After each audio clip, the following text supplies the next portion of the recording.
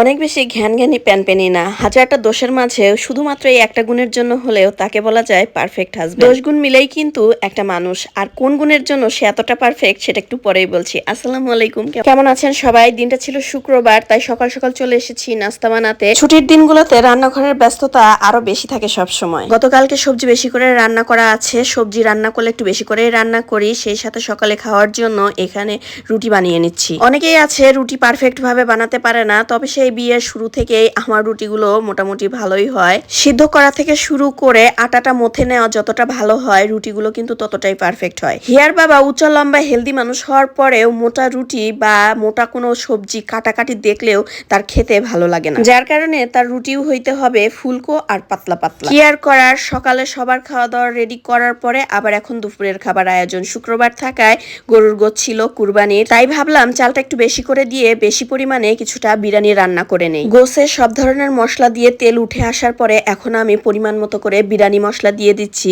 আর সাথে দিলাম গুঁড়ো দুধ। বিরিয়ানির রেডি মশলাটা আমি পরিমাণ মতোই দেই, অনেকটা পরিমাণে দেই না বা অর্ধেকও দেই না, ফুলও দেই না। যতটুকু খেলে স্মেলটা নিতে ভালো লাগে ততটুকু পর্যন্তই দেই, কারণ এর ভেতরে গোলাপ জল কেওড়া জলের যে কড়া একটা স্মেল থাকে, এটা আসলে অতিরিক্ত হয়ে গেলে তখন খেতে আর ভালো লাগে না। যাই হোক, কষানো গোশের মধ্যে আগে থেকে ধুয়ে রাখা চাল দিয়ে ভালো করে ভেজে নিব, যাতে করে বিরিয়ানিটা ঝরঝরা হয়। চালটা ভাজা হতে থাক, এখন আপনাদের সাথে শেয়ার করি তার কোন গুণের জন্য তাকে আমার পারফেক্ট মনে হয়। অনেকের অনেক কিছুর জন্যই হাজবেন্ডের কাছে ঘ্যান ঘ্যান প্যান প্যান করতে হলেও আমার প্রফেশনের সাথে জড়িত কোনো কিছু যদি তার কাছে ইম্পর্টেন্ট মনে হয়, তাকে বলার সাথে সাথেই সেটার ব্যবস্থা সে করে দেয়। যেমন বিয়ের পরে তাকে যখন বলেছি আমার নিজের ড্রেস আমি নিজে বানিয়ে পড়তেই বেশি পছন্দ করি, এতে করে দর্জিকে আমার অতিরিক্ত টাকাও দিতে হবে না, আর দর্জিকে দিলে ড্রেস সবসময় পারফেক্টও হয় না। তাকে বলা মাত্রই সে আমাকে মেশিনটা কিনে দিয়েছিল বিয়ের 1 বছর পরে। আরো আগেই কিনে দিত, কিন্তু তখন যেহেতু আমি পড়াশোনা রানিং করছিলাম, যার কারণে এতটা সিরিয়াস হয়ে সেটা বলিনি, আর যার কারণে সে 1 বছর পরে আমাকে মেশিনটা কিনে দিয়েছিল। এখন যেহেতু মেশিনে আমি আমার শখের কিছু কাজ শুরু করেছি,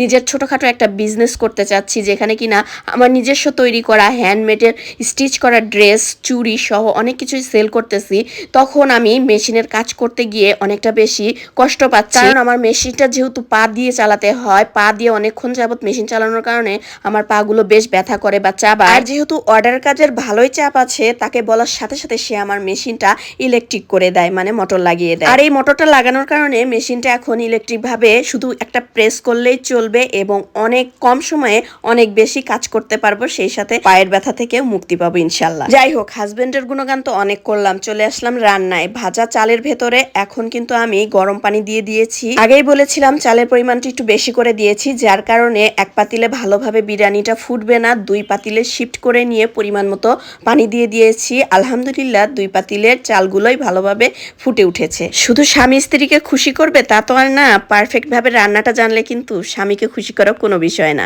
আমরা আসলে যতই পারফেক্ট বলি, পারফেক্ট বলতে আসলে কোনো শব্দ হয় না। আপনি নিজে মেনে নিয়ে মানিয়ে নিতে যতটা ধৈর্যশীল হবেন, পারফেক্ট আসলে ওইখানে। যাই হোক, বিরিয়ানিটা আরেকটু ফ্লেভারফুল করার জন্য কিছু পরিমাণে কাঁচা মরিচ আর আগে থেকে ভেজে রাখা বেরেস্তা আমি এক পাশের পাতিলে দিয়ে দিলাম। অন্য পাতিলেটায় আর বেরেস্তা দিব না, হিয়ার বাবা বেরেস্তা খেতে পছন্দ করে, হিয়া আবার বেরেস্তাটা পছন্দ করে না, তাই দুইজনের জন্য 2 পাতিলে আলাদা পারফেক্ট ভাবে বিরিয়ানি রান্না করে দিলাম। আমার কাছে আমার পারফেক্ট বিরিয়ানি মানে আমার স্বামী সন্তান যেভাবে খেতে স্বাচ্ছন্দ্য বোধ করবে, তাদের পছন্দ মতো রান্না করে দিয়ে খাওয়াতে পারলে সেটা আমার কাছে পারফেক্ট রান্না। দুপুরের খাওয়া দাওয়া সবাই করে নিয়েছে, বিরিয়ানির জন্য ক্ষুধা আজকে সবার তাড়াতাড়ি লেগে গিয়েছিল। আর বিকেল বেলায় আমার একটা পার্সেল চলে আসে, 2-3 দিন আগে আমি পার্সেলটা অর্ডার করেছিলাম। আমার এখানে পার্সেল আসতে খুব একটা বেশি সময় লাগে না। পার্সেলটা আমি নিয়েছি সতত কর্মকার স্টোর থেকে, ওনাদের কার্ডটা আমি দেখিয়ে দিচ্ছি, আর এতক্ষণে বুঝতেই পেরেছেন এটা আসলে কি পার্সেল। হ্যাঁ, রান্নাঘরে গৃহিণীদের সবচেয়ে প্রয়োজনীয় একটা পার্সেল এইটা হলো বটি, তাও আবার স্ট্যান্ড। চাইলে টেবিল কিংবা রান্নাঘরের টাইলস যে কোনো জায়গা থেকে কেটে সেট করে তরি তরকারি মাছ গোস্ত সকল কিছুই কিন্তু দাঁড়িয়ে থেকে নিজের স্বাচ্ছন্দ্য অনুযায়ী কাটাকাটি করা যায়। যাই হোক, আজকের ভিডিওটা এই পর্যন্তই। ভালো লাগলে কিন্তু অবশ্যই একটা শেয়ার করে দিবেন। সবাই ভালো থাকবেন, সুস্থ থাকবেন। আল্লাহ হাফেজ।